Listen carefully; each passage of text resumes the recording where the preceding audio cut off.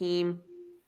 Rabbi shrah li sadri wa yassir li amri wa halul uqdata min lisani yafqahu qawli.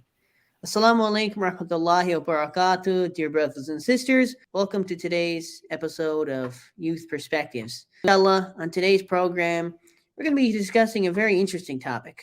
Over our last couple of shows, we've been discussing how we can improve our lives. We talked about, for example, New Year's resolutions and how we can keep these resolutions to, improve our lives.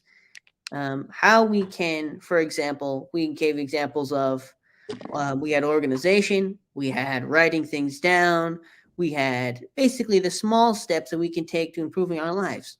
And inshallah, on today's program, we're going to be talking about 7 things that Imam Ali alayhi salam said that will make us feel happier. These ways from Imam Ali alayhi salam, Amir al-Mu'mineen, someone who had so much knowledge, one of, Allah subhanahu wa ta'ala's messengers upon this earth. And so joining me on today's program, we have 2 very special guests. We have Brother Ali. Assalamu alaikum. Alaikum assalam. But how are you doing today, Brother Ali? Very good, very good. Yeah, thank you for joining us today. And we also have Brother Hussein. Assalamu alaikum. Walaikum assalam. How are you doing, Brother Hussein? Good. How are you? I'm doing good, thank you. So inshallah, today, guys, we're going to be talking about an interesting topic. Imam Ali alayhi salam, he had, these 7 things that came from, sayings of Imam Ali alayhi salam. Now, what do you guys think of, what is happiness? How do people define, happiness in today's world, let's say? Maybe who has the most success, or maybe money, or, who has the best business, who has the best, who has the most friends, something like that.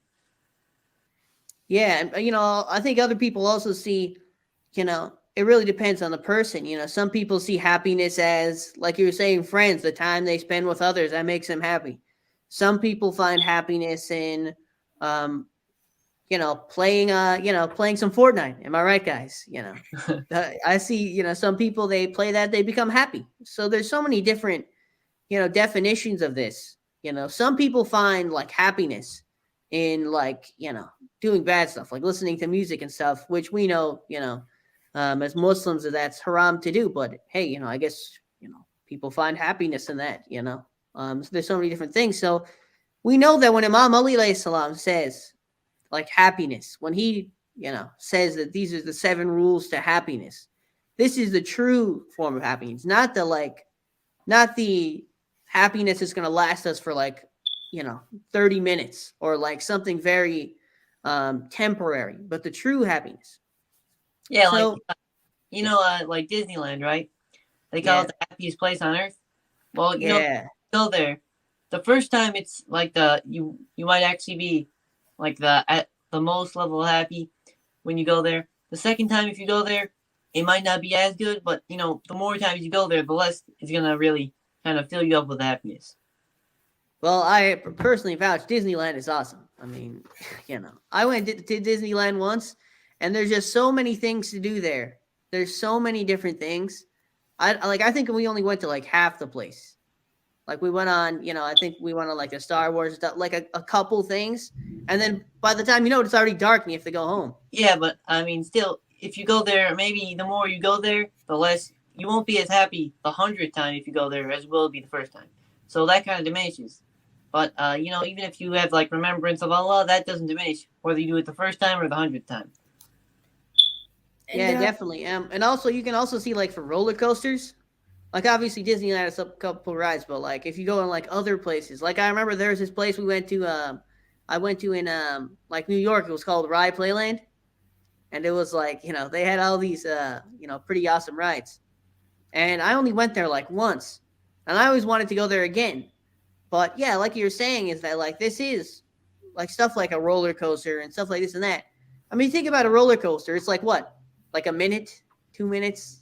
This is very temporary stuff, but like you were saying, that if you're able to get to that place where Allah subhanahu wa ta'ala wants us to get, that's eternal happiness. And so all these things we do, what Imam Ali Islam is telling us to do, this isn't just going to last us, today or tomorrow. It's going to last us for all of time. So I'm gonna go over to the first rule, and that is hate no one, no matter how much they've wronged you. Now, what comes to mind? What do you guys like? What comes to your mind when you just hear the saying? Well, first, I think, sometimes there's some people who they keep, keep trying to get after you. If they hate you, maybe they hate you. They keep trying to like do whatever they can to make you feel worse.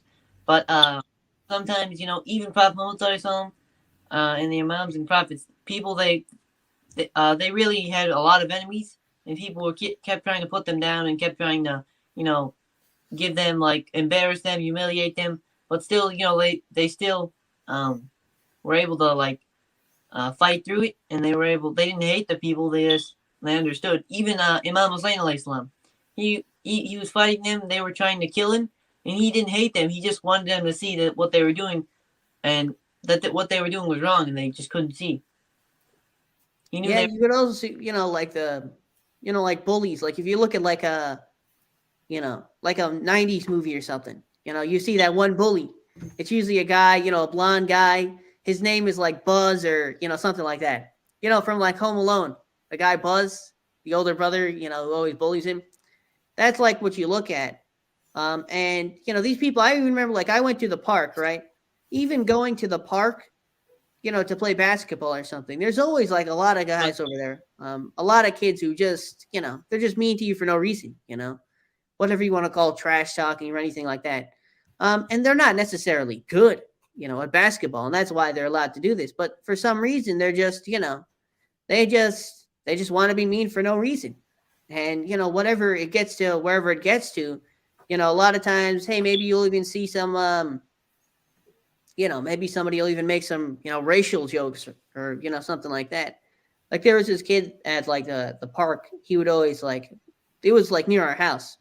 And so this kid would be like, oh, you Muslims, he'd always say like this racist stuff. Yeah, and this is like, he's probably like a 13-year-old boy or something, I was probably like 13 at the time too. And so, obviously I got, I really get really mad at this guy. But if you look at it from that way, that like you have to like hate is something that like you hold in your heart, right? Hate is something that physically it's like, takes a toll on you, that like, oh, you hate this person. And which, it's like you're thinking about this person. You're actually using your time to hate that person when really this person isn't worth your time. Have you ever heard of the expression that, someone's like living in your head rent free? Have you ever heard that? Yeah, I've heard that. But also, there's like, sometimes you see like a movie and then the main character or there's the protagonist and the antagonist. The one reason why he's there, he hates the guy so much because he did like one thing to him, or like he doesn't do him, and the guy he just hates him. And then at the end, something he always loses, but he just holds that hate, and that's that's really what drives him to do whatever he does. Yeah, I will see. That's a good point you just brought up. I also think of, like when they have those things, like there's like the character and like somebody like kills his parents or something crazy like that, and then he tracks the guy down. Then he's like, getting revenge on him. It won't make you feel better, and they do stuff like that. And when you're watching that, you're thinking to yourself like, of course it'll make like, as like the viewer, you want to see the guy get attacked or whatever, right? You want to see it, but at the end of the day, it is true that like, if you, like revenge and stuff like this, that if you're spending your time thinking like this is how Imam Ali alayhi salam said that you will find happiness, true happiness.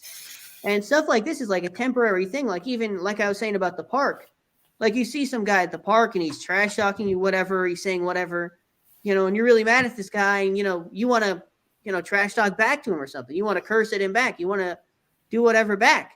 At the end of the day, this is, a temporary thing. This is going to make you feel good in the moment. But as soon as you get home, maybe you're not going to feel as good. You're going to feel some sort of regret because you kind of stoop down to his level.